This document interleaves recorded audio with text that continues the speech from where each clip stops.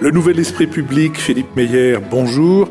Merci de nous avoir rejoints à la Fondation Jan Michalski, que nous remercions de nous accueillir pour la 3e année consécutive et où le public va maintenant pouvoir échanger avec ceux qui sont de ce côté-ci de la table, c'est-à-dire avec Nicole Niesotto, qui est la vice-présidente de l'Institut Jacques Delors, Lucille Schmidt, vice-présidente de la Fabrique écologique et membre du comité de rédaction de la revue Esprit, et Richard Verly, correspondant à Paris du quotidien en ligne suisse Blick.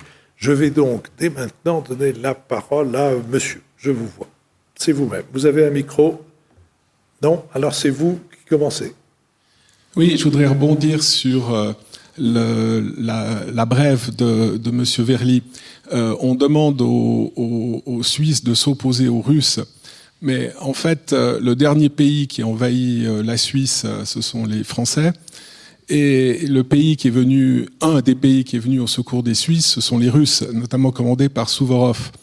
Notamment, il y a eu un engagement au Pont du Diable.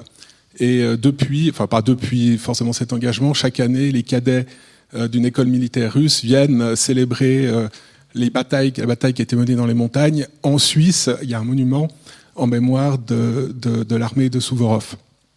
Donc l'histoire a quand même une certaine importance. Maintenant, la remarque que je voulais faire concernant l'abandon de la neutralité, si la Suisse abandonnait la neutralité, elle ne pourrait pas se retrouver toute seule sans alliance. Et donc, elle devrait chercher une alliance. Elle ferait comme les Suédois et les Finlandais. Et la seule alliance possible, c'est forcément dans l'OTAN. Mais l'OTAN, de temps en temps, envoie des troupes à l'étranger. C'était en Irak, ça a été en Afghanistan. Et en Suisse, on a une armée de conscription. Et donc, les gens en Suisse qui disent on devrait quitter notre neutralité et adhérer à l'OTAN oublient que par la même occasion, potentiellement, ils envoient leurs fils et parfois leurs filles aller un jour se battre quelque part au Soudan, en Afrique, enfin, on ne sait pas où. Et je pense que le premier épisode qui consiste à dire on a une belle âme, on veut s'opposer aux Russes, c'est très bien. Mais le deuxième épisode, le troisième et le quatrième qui consiste à envoyer nos enfants se faire liquider sur des champs de bataille étrangers, cet épisode-là, personne n'en parle. Je vous remercie. J'ai juste oublié de dire que l'émission que nous avons enregistrée précédemment avait 2 sujets, la guerre au Soudan et la question de savoir si la Suisse peut rester neutre. Qui veut répondre sur l'intervention de M. Richard Verly ? Oui, alors d'abord, merci beaucoup pour ce rappel concernant la longue tradition d'amitié entre la Suisse et la Russie, notamment sur l'événement auquel vous avez fait référence. Pour ce qui est de l'OTAN, je ne formulerai peut-être pas ça comme vous le faites. À l'évidence, si la Suisse décidait d'abandonner la neutralité, elle se tournerait vers l'OTAN. C'est vrai. Mais ce n'est pas parce qu'elle serait dans l'OTAN qu'elle aurait une obligation de participer à d'éventuelles opérations extérieures de l'Alliance. Je crois qu'il faut quand même pas... on peut être dans l'OTAN et éventuellement ne pas participer à une opération extérieure de l'Alliance, sauf bien sûr si un des pays de l'Alliance était attaqué, puisque l'article 5 est constitutif de l'OTAN. Donc je crois que moi je ne lirai pas les deux. Je pense qu'il y a une vraie question qui se pose par rapport à une éventuelle place de la Suisse dans l'OTAN, et il y a un débat qui, à mon sens, et ça a été rappelé par Philippe, est générationnel. Je vais vous citer une anecdote. J'étais à Paris récemment invité par l'Association d'études helvétiques. Il y avait à peu près un public aussi nombreux que ce soir. Et j'ai posé 2 questions. C'était en début d'année. Qui parmi vous pense que dans 10 ans, la Suisse sera membre de l'Union européenne ? Il y avait à peu près 30% de moins de 50 ans et le reste avait des cheveux particulièrement gris. Qui parmi vous pense que la Suisse sera membre de l'Union européenne dans 10 ans ? Une seule main se lève et c'était la plus jeune femme de l'assistance. Qui parmi vous pense que la Suisse pourrait rejoindre l'OTAN dans 10 ans ? La moitié de la salle a levé la main et pas seulement les jeunes. Donc c'est un débat qui peut, à mon avis, progresser en Suisse, notamment parce que la jeunesse va le pousser, et c'est un débat très simple. Qu'est-ce que rapporte la neutralité ? Lucille Schmidt. Oui, je trouve votre intervention très intéressante parce que vous faites le lien entre la question de la guerre, la question de la stratégie et la question des vies humaines. Et c'est vrai que, d'une certaine manière, ce sujet des vies humaines, on le voit bien quand on suit le conflit en Ukraine, on voit les morts, on voit les blessés, on a parlé des blessés qu'il fallait soigner, etc. Et je ne suis pas sûre que quand on appartient à un pays comme la France, par exemple, on pense tout de suite en termes de vie humaine. Je crois qu'on voit la guerre comme différente, on la voit nucléaire, on pense aux cyberattaques, et on pense pas forcément à nos enfants. Donc ça, je me dis que là, il y a une vision différente qui tient sans doute à une histoire différente et aussi au fait que la conscription existe. Vous savez qu'en France, en ce moment, il y a un débat sur comment est-ce qu'on pourrait remettre une forme d'universalité en fait du service militaire. C'est un débat que porte le président de la République. Nous, on a été vers une armée de métier et puis on a l'idée qu'au fond, c'est la technologie qui va faire la guerre. Et ce qui est intéressant, c'est vraiment de se dire que c'est à la fois la technologie et puis la question des vies humaines, de la menace sur les sociétés et aussi de ce qu'on est prêt à faire. Est-ce qu'on est prêt à mourir pour l'Ukraine? Il y a un certain nombre de Français, par exemple, qui sont partis en Ukraine. Certains sont morts, d'ailleurs. Et donc, ça restitue à la guerre son caractère complexe. C'est-à-dire que c'est à la fois des questions technologiques, des questions humaines, des questions aussi de mythologie nationale, ça a été dit. Et puis, par rapport à ce que vous dites sur l'OTAN, effectivement, l'OTAN est loin, à mon avis, d'être d'abord un lieu dans lequel on va décider de faire des opérations en envoyant des hommes. C'est plutôt un lieu où, au fond, les États-Unis et les Européens se parlent aujourd'hui.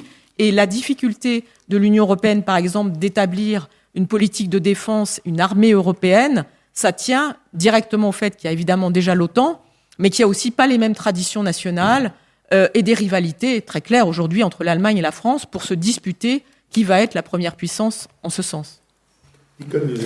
Oui, juste une remarque. Une politique de défense, ça répond à un intérêt national.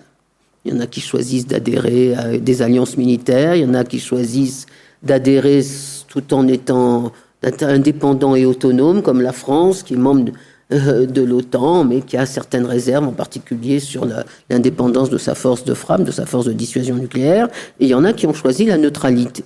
Alors, c'est vrai qu'aujourd'hui, en Europe, la neutralité a évolué beaucoup pour deux pays.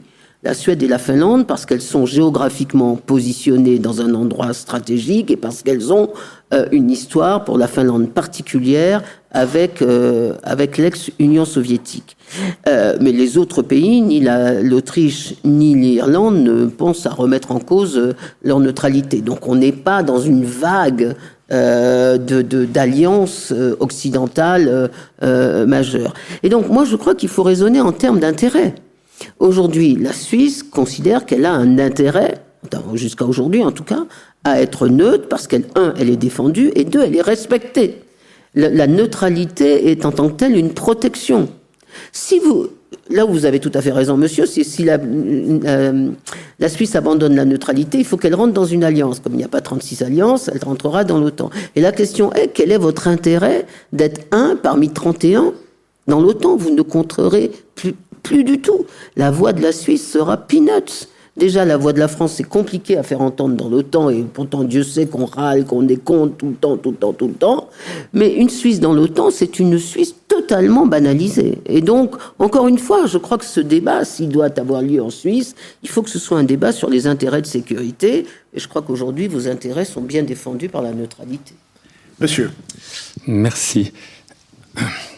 Oui, j'aurais juste une question par rapport aux intérêts, parce qu'on a parlé des intérêts internationaux au Soudan, mais on n'a pas trop parlé des intérêts européens. En tout cas, j'aimerais savoir en fait ce qu'il en est. Au Soudan. Nicole. Au Soudan ? Oui. Au Soudan, ma foi, alors les intérêts de l'Union européenne en tant qu'union, je crois qu'on n'en a pas. Enfin, on n'a pas on a un commerce traditionnel, on a des accords commerciaux avec le Soudan, mais qui sont très peu importants. On n'a pas de base militaire. Les pays membres de l'Union, certains pays membres de l'Union ont des bases militaires proches du Soudan, en particulier donc la France à Djibouti, mais les Pays-Bas aussi qui ont maintenant une base militaire à Djibouti. Et donc l'Union européenne, à mon avis, ne se sent pas concernée au-delà de l'humanitaire par ce qui se passe au Soudan. Et donc, s'il doit y avoir une action humanitaire, je pense qu'il y en aura une, on peut penser que l'Union européenne sera la première candidate pour faire quelque chose. Mais avec le passé que l'on a, en 2007, donc nous avions monté, nous, Union européenne, c'était à l'époque sous l'impulsion de Bernard Kouchner, qui était ministre des Affaires étrangères français, l'Union européenne a monté la plus grosse opération extérieure de l'Union européenne, avec 3700 hommes, si je me souviens bien, non pas pour aller au Soudan, mais pour défendre les camps de réfugiés au Tchad, à la frontière entre le Tchad, le Darfour et la République centrafricaine. Et la seule chose qu'on a pu faire, c'était protéger ces camps des exactions des bandes rivales. Donc vous voyez que même une intervention humanitaire est extrêmement complexe. Et au jour d'aujourd'hui, ça poserait un vrai dilemme pour l'Union européenne, parce que l'air de rien, le soutien à l'Ukraine coûte beaucoup d'argent. Je crois qu'on en est à peu près à 26 milliards d'euros d'engagement, pas de dons, mais d'engagement. Et donc une opération humanitaire, bon, c'est beaucoup moins cher, mais il y a un vrai dilemme. Il y aurait un vrai dilemme pour savoir où est-ce qu'on met le financement. Mais pour vous répondre, en tout cas, je ne crois pas que l'Union européenne ait des intérêts importants au Soudan. En revanche, elle aura sans doute une morale à défendre, et donc une opération humanitaire n'est pas impensable. Une toute petite chose peut-être, c'est que sur la question du transport du pétrole par la mer Rouge, la question qui vont vers l'Union européenne, la question de la déstabilisation du Soudan, de l'extension du conflit, ça crée évidemment un problème par rapport à l'approvisionnement de l'Union européenne en hydrocarbures. Et puis, moi, je pense que par rapport à ce que disait Nicole, c'est évident que le Tchad, c'est un pays essentiel pour la France, et qu'il y a évidemment un gros problème à cause de la question du Darfour, des milices, etc., entre les Tchadiens, enfin, entre le gouvernement tchadien et la région du Darfour, et notamment Émiti. Donc, on est dans une situation où la déstabilisation peut déstabiliser certains pays considérés comme des alliés pour la France. Et puis, rappelez juste une chose, c'est que, on l'a pas dit tout à l'heure, mais en 2019, la société soudanaise aspirait à la démocratie. Il y avait des vrais mots d'ordre démocratiques, il y avait un vrai espoir. Et Antonio Guterres, le secrétaire général de l'ONU, a dit très clairement que le fait que nos diplomates partent, et ça rejoint ce que disait Nicole sur le fait que du coup on dit tiens, on n'a pas d'intérêt donc on part, ça remet en fait cette question de cette société aux mains de ces généraux sanguinaires. Et il y a un vrai sujet, je pense. Je ne sais pas s'il est seulement humanitaire, je pense qu'il est aussi démocratique, en fait. Qu'Antonio Guterres a osé poser le programme alimentaire mondial. Il y a des gens qui sont morts, il y a un tiers des Soudanais qui souffrent de la faim. Donc c'est une situation dans laquelle l'Union européenne joue aussi sa réputation, me semble-t-il, vis-à-vis de l'ONU. Oui, je reviens sur le Darfour, sur le Soudan, excusez-moi. On parle beaucoup des pays africains limitrophes, de l'Éthiopie, de l'Égypte, mais on ne parle pas de forces positives que certains pays africains pourraient apporter, aussi bien en Afrique australe que orientale. On voit que c'est plutôt un conflit interposé entre les Russes, les Chinois, les Arabes, mais est-ce que ça pourrait être l'occasion pour qu'il y ait une certaine force africaine qui pourrait se dégager pour amener une paix dans cette partie du monde? Nicole, Madame Soudan. Beaucoup se sont proposés. Le Tchad s'est proposé pour une médiation, le Sud-Soudan s'est proposé pour une médiation. Bon, ça, quand même, ça... Le problème, c'est qu'ils y ont des intérêts. Voilà. Et que par conséquent, aucune des deux parties ne peut l'accepter. Il y avait traditionnellement en Afrique, il y a deux acteurs possibles pour essayer de rétablir la paix ou de conduire des négociations de paix. Il y avait traditionnellement l'Afrique du Sud. Ça n'est plus le cas. L'Afrique du Sud est un pays en crise économique majeure, en crise politique et raciale majeure. Plus personne ne pense que l'Afrique du Sud peut jouer le rôle d'un médiateur honnête. Et le deuxième acteur, c'est l'Union africaine. Alors l'Union africaine, effectivement, pourrait... alors elle a son siège en Éthiopie, c'est pas une raison pour laquelle elle prendrait le fait et cause pour une partie plutôt qu'une autre. L'Union africaine aujourd'hui, effectivement, pourrait jouer un rôle. Elle est dirigée par le président du Sénégal, Macky Sall, qui est un homme sage, qui n'a pas de sang sur les mains, à ma connaissance, qui est un occidental. Moi, j'étais professeur, j'avais la chaire de l'Union européenne au CNAM, et j'ai eu l'honneur de lui remettre de le faire docteur honoris causa du CNAM, parce qu'il a fait son diplôme d'ingénieur au CNAM. Donc, il pourrait effectivement, Macky Sall, essayer de manœuvrer avec l'Union africaine pour obtenir une médiation. Mais pour faire une bonne médiation, il faut avoir une idée de l'issue du conflit. Il ne faut pas simplement dire, il ne faut pas qu'il y ait de mort. Il faut avoir une idée d'une issue où chacune des parties pourrait dire « je n'ai pas perdu ». Et ça demande d'abord du temps, de la réflexion, une véritable diplomatie de l'Union africaine, ce qu'elle n'a pas du tout. Pas du tout. L'Union africaine n'a même pas d'armée, n'a pas les forces que peut mobiliser l'Union africaine, ce sont les Européens qui les payent, ce sont les Européens qui les forment. Donc moi, je suis plutôt sceptique. J'accueillerais volontiers mais je ne crois pas que ce soit envisagé. Monsieur de là-haut. Oui, merci. La question par rapport à la Suisse était de savoir si elle peut rester encore neutre. Je poserai la question peut-être du point de vue justement européen. Est-ce que l'Union européenne tolère encore en son sein, la Suisse n'étant pas membre de l'Union européenne, mais dans le continent, avec une nouvelle logique d'unité face à l'agression russe, peut-elle encore vivre avec des pays qui sont neutres ? Richard Verly. La réponse est oui, si on doit répondre aujourd'hui. La réponse est oui, puisque, comme l'a redit Nicole, et comme on le disait tout à l'heure, il y a plusieurs pays neutres au sein même de l'Union européenne, puisque vous avez l'Autriche, vous avez l'Irlande, bien évidemment dans un contexte géographique particulier, vous avez également Malte, également dans un contexte géographique particulier.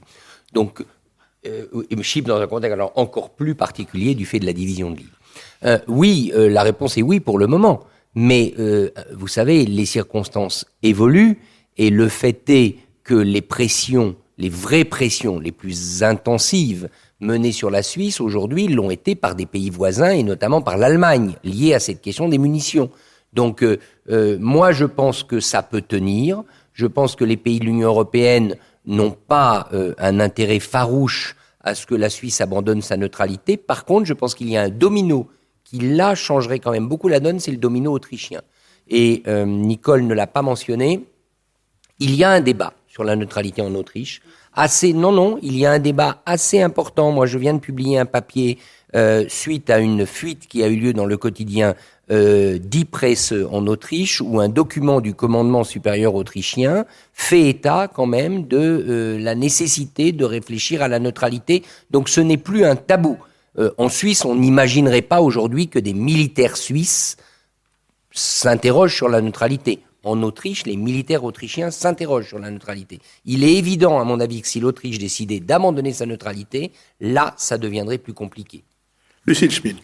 Oui, moi je trouve que ce qui est très intéressant, c'est de parler du fait que cette neutralité permet les sanctions économiques. Et donc là, on voit bien que, par exemple, je lisais un article d'un journal allemand très critique sur le fait qu'au fond, la position de neutralité suisse était une manière de préserver ses intérêts financiers, ses intérêts bancaires, etc. Donc on voit bien qu'à partir du moment où la Suisse, c'est vrai, a au fond joué sur une neutralité qui est active, c'est-à-dire qu'elle a participé aux sanctions économiques, qui sont quand même la manière dont l'Union européenne est entrée dans la guerre. Je pense que c'est un point essentiel. À partir de ce moment-là, il y a un vrai lien entre l'Union européenne et la Suisse, et je crois que ça a été apprécié. Mais toute la question, c'est de bien montrer sa différence tout en étant dans l'interaction avec l'Union européenne, ce qui, à mon avis, relève d'ailleurs d'un jeu que les Suisses savent faire de longue date, parce que voilà, vous êtes au sein de l'Europe et vous n'êtes pas dans l'Union européenne. Donc il y a tout cet élément-là. Mais j'ai trouvé ça très intéressant quand même que ce soit l'Allemagne, et notamment, comme je le répète, cette ministre des Affaires étrangères allemande verte, qui s'emporte contre la Suisse, alors même que l'Allemagne vient de changer de position par rapport à la question de la construction de sa défense. Donc on voit bien que la situation est radicalement différente de celle qu'elle était il y a 1 an et demi, et que aussi la position d'un certain nombre d'États, ça a été rappelé par Nicole et Richard sur la Finlande et sur la Suède, évolue aussi très rapidement. Donc toute la question, c'est au fond comment vous allez réussir en Suisse à faire évoluer ce débat en lien avec le contexte et de façon à ne pas être isolé. Moi, je veux bien croire que c'est important de garder son mythe national, mais je crois que c'est aussi important de faire en sorte que ce mythe national, il puisse résonner avec un contexte qui a changé et de ne pas se retrouver complètement isolé. Je suis d'accord avec Richard sur l'idée que ce qui se passe en Autriche peut changer assez radicalement la façon dont le débat suisse devrait évoluer. Nicole Niesator.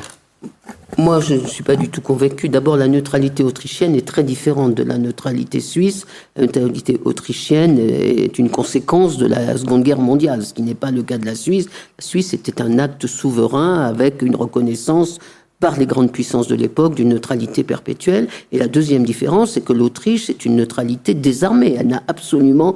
Je crois que le PIB, le budget de défense de l'Autriche, ça doit être 0,2 ou 0,3 du PIB. Donc c'est une neutralité qui repose uniquement sur à la fois la contrition vis-à-vis de la Seconde Guerre mondiale et puis la bienveillance des grandes puissances. La Suisse a la neutralité la plus armée qui soit. Enfin, ce sont, c'est pas à vous que je vais dire ça, mais la Suisse est un pays stratégique qui sait ce que sont ses intérêts, qui sait comment les défendre, qui a un service de renseignement absolument exceptionnel et qui s'en sert, qui a joué un rôle phénoménal pendant la guerre froide en matière de dissuasion nucléaire. Donc non, ça n'a strictement rien à voir. Bon, et dire que la Suisse ne pourrait pas rester le seul pays neutre en Europe, d'abord, je ne vois pas quelle est la situation qui pourrait faire qu'il faudrait que tout le monde soit dans l'OTAN. Je n'arrive pas à voir tout d'un coup une menace russe.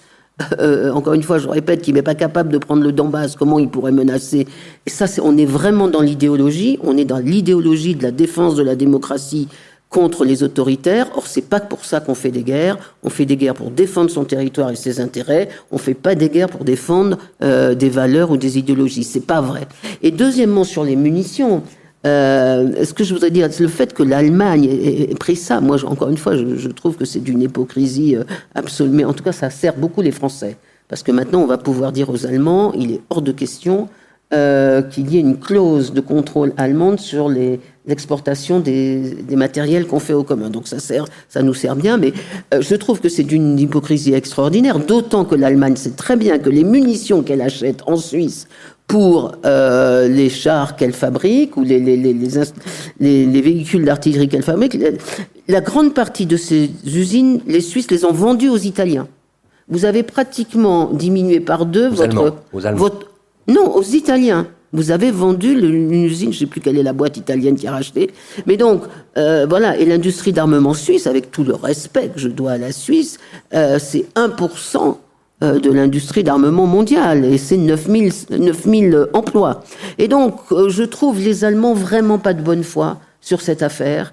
Et qu'il y a de la part des Verts une façon de se dédouaner par des reproches éthiques de leur trahison finalement vis-à-vis de leur propre culture, puisqu'ils votent un budget de défense de 100 milliards d'euros et qu'il faut bien le faire passer dans leurs opinions publiques. Je ne sais pas si je dois être ici la représentante des Grünen allemands, mais je pense qu'il y a un vrai débat effectivement au sein de ce parti et que je ne crois pas que ce soit une trahison. Je crois qu'il y a l'idée que quand on est au pouvoir, on doit assumer des responsabilités et que c'est un contexte tout à fait différent. Après, je pense que ça implique effectivement de ne pas considérer qu'on peut continuer comme ça ad vitam aeternam. Et je crois que c'est un débat très puissant chez les Grünen, et notamment qu'il y a au sein des mouvements activistes beaucoup de discussions, voire d'antagonisme par rapport à ça. Mais je ne crois pas non plus qu'Annalena Baerbock, qui est quelqu'un qui a la langue bien pendue, ait fait ça uniquement pour faire la morale à la Suisse. Je pense qu'elle voulait tout simplement dire de manière réaliste qu'elle pensait que la Suisse aurait dû agir autrement.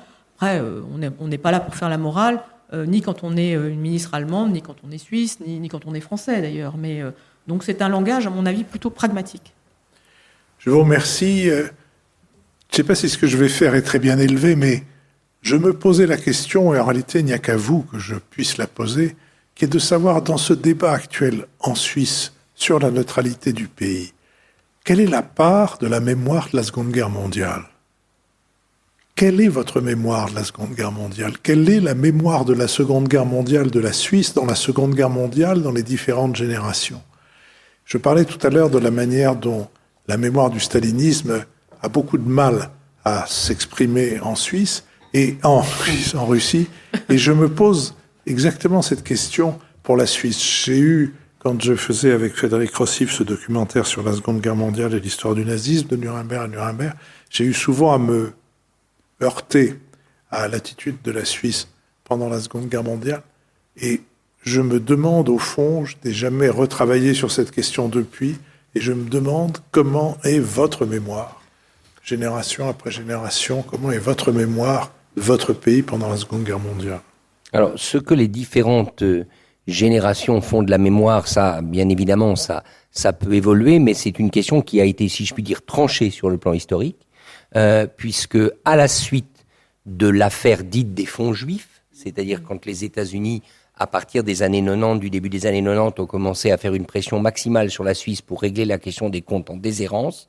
La Suisse a entrepris un vaste travail de mémoire officielle et qui a donné lieu donc à ce rapport Bergier, bien connu, donc du nom de l'historien qui l'a dirigé, Jean-François Bergier. C'est un rapport qui a été publié en fin 1996, donc fin 96, et qui, en une vingtaine de volumes, essaye, et je crois parvient, à faire le point sur la responsabilité, les responsabilités au pluriel suisses pendant la Seconde Guerre mondiale. Donc il me semble que, mais je parle sous le contrôle de la salle, que le travail de mémoire qui a effectivement longtemps fait défaut, depuis cette époque, est relativement pacifié et réglé. Mais c'est mon opinion et je la livre à débat. Bonsoir, merci. Alors écoutez, je pense que ça demande à qui vous posez la question, mais faut pas oublier que, moi je suis du XIIe siècle sur ce territoire. Alors il y a peut-être un historique qui prévaut sur d'autres personnes qui sont venues bien plus tardivement en Suisse et qui font entièrement partie de notre société aujourd'hui. Donc l'évolution de cette mémoire, l'évolution de l'historique et de l'attachement à la neutralité va varier en fonction des gens à qui vous faites allusion, non seulement par l'âge, mais par le degré de suissitude, entre guillemets. Mais malgré tout, ce que je suis souvent surpris d'entendre de la part des jeunes générations, c'est qu'ils trouvent dans cette neutralité une valeur première mythologique, comme vous l'appelez, qui permet de s'appuyer sur quelque chose. Et ça, je suis le premier étonné d'entendre ça de la voix de mes concitoyens qui, a priori, j'aurais dit, eux, ça les intéresse pas. Et donc, il y a autant de réponses qu'il y a de citoyens dans ce pays, et puis la discussion que l'UDC va ouvrir va peut-être nous permettre d'avoir une lecture un peu plus précise, si tout le monde veut bien une fois aller voter, parce que vous savez qu'en Suisse, on n'est pas les fortiches pour aller représenter nos voix au sein des bureaux de vote. Bien, je pense, voilà. Un monsieur là. Monsieur là, et puis monsieur là-haut, le premier qui a un micro. Il n'y a pas de préséance particulière. Alors, puisque vous avez déjà, monsieur, eu l'occasion d'intervenir. Monsieur. Merci. Oui, je voulais revenir sur le Soudan. Et je me demandais si au-delà de la question de personnes, entre deux belligérants, et puis par ailleurs les intérêts financiers, mais justement avec le pétrole, l'or, est-ce qu'il y a des déterminants environnementaux, et notamment climatiques, à l'origine de ce conflit? Lucille Spiel. J'ai du mal à vous répondre. Évidemment qu'il y a des éléments de sécheresse, il y a des éléments de famine. Tout à l'heure, je rappelais qu'il y avait un tiers des Soudanais, des 45 millions de Soudanais qui souffrent de la faim. Je crois que ça a été évoqué aussi par Richard, la guerre, les conflits incessants sur le Soudan du Sud. Richard parlait de John Garang. Je vous rappelais aussi qu'il est mort dans un accident d'hélicoptère dont on se demande si c'était pas un attentat. Donc je crois qu'en fait au Soudan tout s'entremêle, c'est-à-dire que de la même façon que quand on parle des migrants climatiques, on sait bien aujourd'hui que c'est une catégorie qui en fait comprend on est migrant climatique, on est migrant économique et on est migrant à cause de la guerre. Donc ça me semble évident que lorsqu'un pays est déchiré par des conflits, on a vu ce qui s'est passé au Darfour, vous ne pouvez pas cultiver, s'il y a encore moins d'eau, vous pouvez encore moins cultiver, donc il y a une sorte de cycle infernal. Après, c'est toute la façon dont nous, en Europe, tout à l'heure il y avait cette question sur l'Europe, on est incapable au fond d'imaginer ce que subissent déjà ces pays qui, on le voit dans les COP par exemple, où on a des îles qui disparaissent, où on a des populations entières qui ne peuvent plus vivre où elles vivaient. Et donc tout se mêle entre la conflictualité, la violence et la question de la sécheresse, du bétail qui meurt, de l'absence d'agriculture. Ce qui était intéressant aussi sur le lien avec les Émirats arabes unis, c'est que par exemple les Émirats arabes unis ont aussi investi dans l'agriculture au Soudan. Donc est-ce que ça permettra, tout à l'heure il y avait une question sur quel pays pourrait être médiateur. Moi je vois pas tellement les pays africains, mais ce qu'on dit c'est que c'est l'Arabie saoudite et les Émirats arabes unis qui pourraient être médiateurs, sans doute parce qu'ils ont des intérêts économiques et qu'ils n'ont pas intérêt à ce que ce pays soit hors de l'adaptation au changement climatique et qu'ils y perdent sur le plan économique. Merci beaucoup, monsieur. Oui, je me permets de rebondir sur la question de la mémoire de la Suisse de la Seconde Guerre mondiale. Cette mémoire, moi, je l'ai eue par mes parents, par mon grand-père aussi, qui a servi pendant la mobilisation.